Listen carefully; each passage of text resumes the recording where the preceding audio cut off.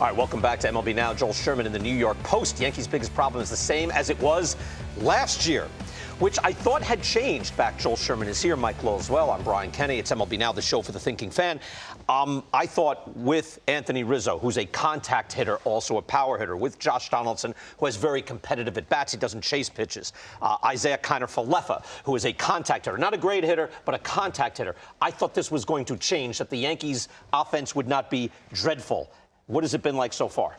Dreadful. They're averaging 3 runs a game. Only the Diamondbacks and Orioles are worse. By the way, those teams combined for 220 losses last year and probably be about the same this year. The Yankees were 19th in runs last year. And the question I asked in the column and the question I would ask here is, hey, it's only 10 games. Yep. Or is it games 163 to 172 of last year? Is this just a continuation? Because I'm listening to the same soundtrack. I'm listening to Aaron Boone say, oh, small, we're going to get better. He did that for 6 months in a wild card game last year and never got better. I'm listening to, we're hitting the ball hard.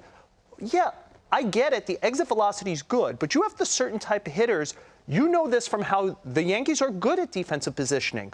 They're guys who hit the ball hard. They hit it in like 3 places. And if you jam up the field in things, unless it goes out of the stadium, that hard hit ball is generally going to be an out. I mean, again, it's better to hit the ball hard than not hit the ball hard. And this is, to me, about the weightlifters. You mentioned Kiner-Falefa, Kyle Higashioka. The Yankees finally kind of like looked at the Tampa Bay Rays and said, there's some places where you got to be good on defense. Right. You just can't throw it away with Gary Sanchez and Gleyber Torres playing shortstop. Like Tampa Bay doesn't throw it away. You know, you pinch hit for them late if you need it. That means the other 7 and really 8, because they have 10 guys for 9 positions, need to be the weightlifters. Instead, you know, Gleyber Torres, at some point we have to say the first 2 years were a mirage.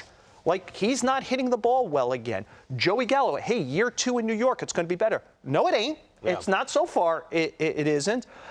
Josh Donaldson striking out in 35% of his at-bats. You know, like, there's some bad stuff here. And there's good names and bad stuff. Will these guys play to the pedigree of the names, or is the pedigree the 2021 pedigree, which just wasn't very good? Now, it is small sample size theater here. It's like, obviously, it's early. You see the OPS plus 100 is league average, and Gallo's having real problems. You know what? When I'm watching them, maybe it's a preponderance of Gallo and Giancarlo Stanton at bats, that they have bad at-bats and bad strikeout at-bats. Maybe I'm overreacting to that, but it seems like that's where they're getting bogged down. Well, they're getting bogged down in a number of places, because when I look at that lineup, and there's, I hate to say batting average on MLB Now, but when you have Torres 161, Gallo 138, Higashioka at 120, like, they're not doing anything. You got to hit. Now, yeah. I do believe 10 games is not a measure of what they're going to be, but what does that make that lineup? They're very pitchable.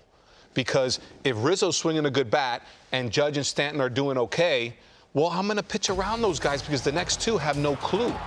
So that's where I think the whole offense just snowballs, because when I look at what they're doing with runners on base, you could say runners in scoring positions, that runners on base, they're 5th worst in the major leagues. You know, so they got to be doing some type of damage with their bats. And when you can't piece even 2 or 3 guys having respectable starts, they become very pitchable, and there's a lot of strikeouts. Can I just jump in real quick, BK?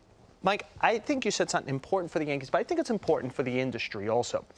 We've done so much to degrade batting average, but I actually would make an argument that batting average right now is as important as it's ever been, because the pitching is so good and the defensive positioning is so good. The ability to successfully land the ball in the field of play with a high average, you know, what's rare is valuable. Right. And if you can hit 300 now, like, it's hard to score runs if you're just going to do walks. Right. It's hard to score runs if you're just going to do homers. At some point, you've got to hit the ball successfully in the field of play and get a hit. And that is the job. I mean, I think we thought a couple of years ago, you know, Gleyber Torres is going to be a regular 280 to 290 hitter. He is not right now. Hoping. Right? Like, there are guys in their lineup who you thought would be better hitters.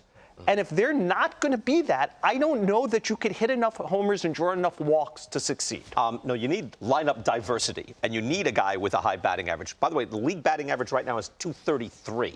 Remember, I mentioned Brian Reynolds of the Pirates. Last year, I think he hit like 320. When you have a guy hitting 320 when the league's hitting 230, it's like he stands out. Sure. So, no, you're right. The batting average, it's not the one. It used to be the one offensive statistic correct. that we had, and that's what we went by. But certainly, it's vitally important. Speaking of, hard luck or maybe, I don't know, maybe something else, StatCast powered by Google Cloud, the Yankees are making some loud outs out there. And if you look at, like, hard hit percentage and you look at most hard hit outs, the Yankees are among the leaders. Thoughts on that? Hard luck or where?